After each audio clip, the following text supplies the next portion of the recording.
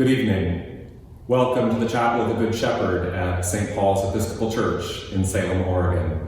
I'm Father Andy, Associate Rector here. It's my great pleasure to be with you this Wednesday evening. Normally, we would gather at 6:10 p.m. here in this chapel for a Celtic-inspired Eucharist of healing prayer, during which we normally commemorate one of the saints of the Church.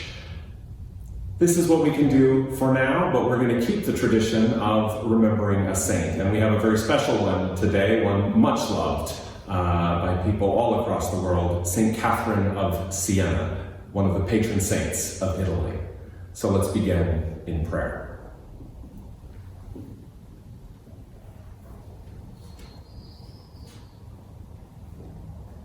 Almighty and everlasting God, who kindled the flame of your love in the heart of your servant Catherine of Siena, grant unto us the same strength of conviction and power of love, that as we rejoice in her triumph, we may profit by her example. Through Jesus Christ our Lord. Amen. That collect gives us the clue to why we remember and venerate the saints. They serve as examples to us. Catherine was born in Siena, in Tuscany, in 1347, which was the year that the Black Plague struck Europe. So we might have some parallels there. Catherine, I think, was always a somewhat unusual child. According to the story, she had her first profound vision of Christ at about the age of 5. And thereafter was determined to live a dedicated life of prayer and service. Even beginning at the age of 5, I think this was of some consternation to her parents. She spent a great deal of time in her room. She wouldn't sleep on a bed. She slept on boards. She would not behave like other little girls. And when she got older, she really wasn't interested in being married off to anyone. In fact, to discourage suitors, she cut off her hair. Finally, her parents gave up, and she became what's known as a tertiary Dominican. So she was vested in a habit, but she didn't live in a monastery or cloister. She lived at home with her parents and was free to go out and about in the world. And primarily, her ministry was as a nurse. She worked in particular with patients suffering from leprosy and cancer, whom other nurses were reluctant to treat. But over time, her reputation as a mystic and spiritual director grew, and so did her influence. Now, there's another weird aspect of her story, this complexity of which would take way too long to explain, but the Pope at this time was in exile, not in Italy, but in Avignon and France. Now, Catherine was of the opinion that the Pope belonged in Rome, and so she started writing letters to Pope Gregory XI saying, "You need to come back to Rome." Now, whether it was really due to Catherine's influence or not that Gregory did return to Rome, who can say, but that is in fact what happened. And then Gregory deputized her to be an ambassador to Florence, trying to get them to reconcile with the Papal States.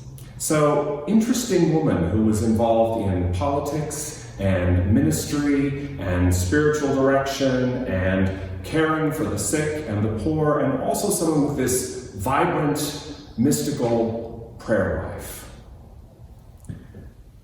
The gospel that is appointed for her feast day is from Luke. It's a short one, so I'll read it to you. This is from the 12th chapter of the Gospel of Luke.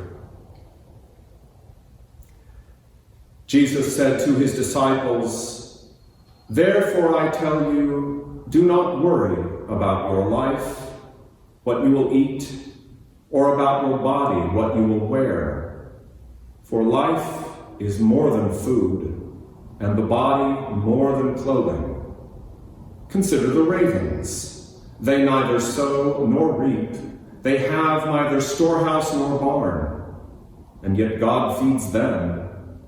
Of how much more value are you than the birds? And do not keep striving for what you are to eat and what you are to drink, and do not keep worrying. For it is the nations of the world that strive after all these things, and your Father knows that you need them. Instead, strive for his kingdom, and these things will be given to you as well. Do not keep worrying. You know, I have definitely had long stretches of my life where I had to be very careful with my money. I had to be on a strict budget in order to make all those ends meet, but I have never been in a situation where I didn't know where my next meal was going to come from, or what roof might or might not be over my head for the evening. That's not to say that I've never worried about it. We're in a time of heightened anxiety right now, for good reason.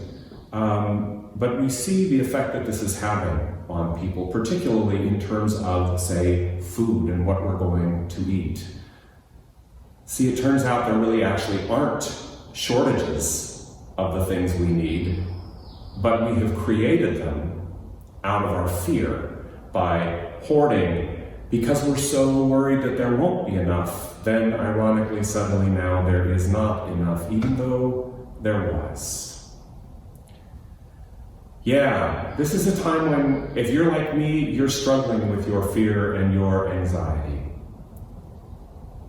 What you cannot control, what I cannot control, we have to give to God in prayer. And this is one of the ways that the saints are models and examples for us. Catherine seems to be someone who just had the clearest understanding of what it was that God called her to do, and the circumstances of her time were not going to get in her way. It wasn't going to stop her that she was a woman. It wasn't going to stop her that she was the youngest daughter of a large middle-class family that expected her to go into a certain lifestyle. It wasn't going to stop her that even as a child she was going to live a religious life. It wasn't going to stop her that she was going to write the Pope and scold him. And she didn't fear, or at least that we know of. She chose to stick to her call. So I think that's what we have to do for now. Recognize the circumstances we are in, but know who we are in God, what is ours to do in this time. Keep on doing it, and leave the rest to God. So in 1970, the Pope declared Catherine of Siena the first woman doctor of the Church, along with another woman, Teresa of Avila. So we're going to switch now to a beautiful song performed by our music assistant, Nicholas Ertzgaard, from Teresa's prayer, "Let Nothing Distress You."